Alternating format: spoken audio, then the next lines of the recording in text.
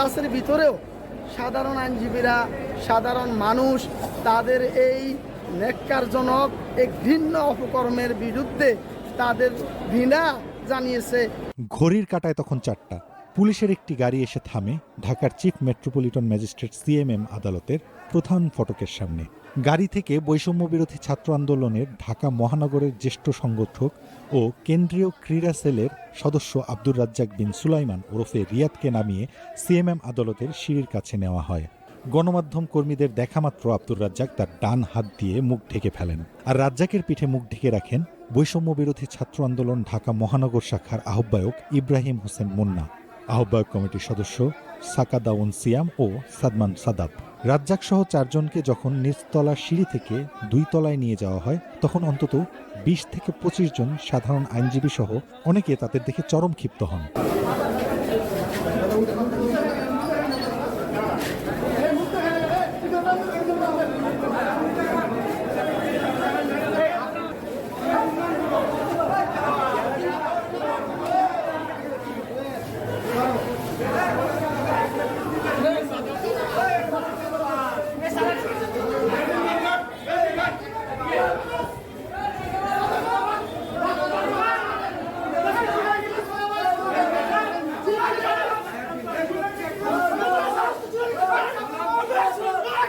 শুধু আদালতের ভিতরে না, গতকালকে থেকে সামাজিক যোগাযোগ মাধ্যমে, পেপার পত্রিকায় সাধারণ মানুষদের সাথে মেশার কারণে এবং আজকে তাদেরকে আদালতে আনার পথে, কোর্টে উঠানোর পথে এবং আদালতের এজলাসের ভিতরেও সাধারণ আইনজীবীরা, সাধারণ মানুষ তাদের এই ন্যাক্কারজনক এক ঘৃণ্য অপকর্মের বিরুদ্ধে তাদের ঘৃণা জানিয়েছে। রাজ্জাক সহ 4 জনকে 10 দিনের রিমান্ডে নেওয়ার আবেদন করেন গুলশান থানার পরিদর্শক তদন্ত মুখলেসুর রহমান। আমি মাননীয় আদালতকে বলেছি যে মাননীয় আদালত, তারা শুধু গুলশানের এই বাসা না, তারা ঢাকা শহরের বিভিন্ন অভিজাত এলাকায় যেমন গুলশান, বনানী, বারিধারা, ধানমন্ডি, উত্তরা সহ বিভিন্ন গুরুত্বপূর্ণ এলাকায় তারা এইভাবে চাঁদাবাজি করে অনেক টাকা হাতিয়ে নিয়েছে। চাঁদাবাজির মামলার ব্যাকগ্রাউন্ডটা কি? এই চাঁদাবাজির মামলার ঘটনাটা হচ্ছে সাবেক মহিলা এমপি শাম্মী আহমেদ, উনি আওয়ামী লীগের এমপি ছিলেন। উনার গুলশানের বাসায় উনি নেই, উনি পালিয়ে গিয়েছেন, হয়তো দেশের বাইরে আছেন। তার স্বামীও অস্ট্রেলিয়া প্রবাসী, তার স্বামী বর্তমানে তার গুলশানের বাসায় অবস্থানরত আছে। তার বাসায় তাকে খুঁজতে গিয়ে তাদের কাছে 50 লক্ষ টাকা এই আসামিরা দাবি করে। তখন তারা এবং সাথে পাশাপাশি স্বর্ণালঙ্কারও দাবি করে, না হলে তাদেরকে বৈষম্য বিরোধী মামলা দিয়ে পুলিশের হাতে উঠিয়ে দিবে।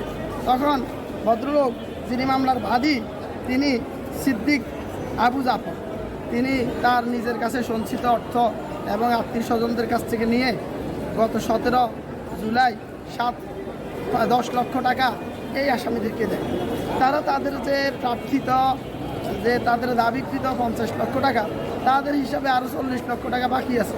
সেই 40 লক্ষ টাকার জন্য দ্বিতীয়বার 19 জুলাই আবার তারা এই বাসায় হানা দেয়।